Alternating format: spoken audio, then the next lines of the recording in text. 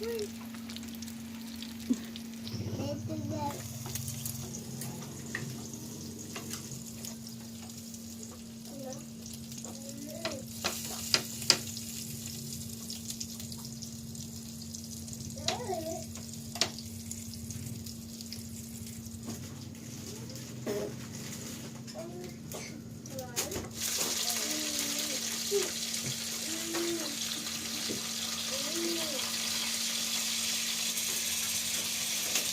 let's our food. Morning. Minsan lang naman kami mag-ulam ng hotdog, guys. Once a week. Pero dahil request si Siwa, ayan. Nagluto ako ngayong umaga. Actually, baon niya talaga to. Ang hotdog.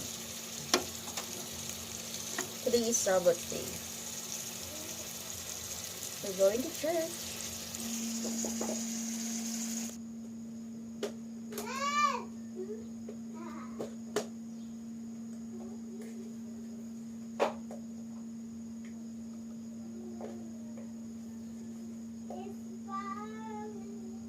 Makain na ba si nanay na?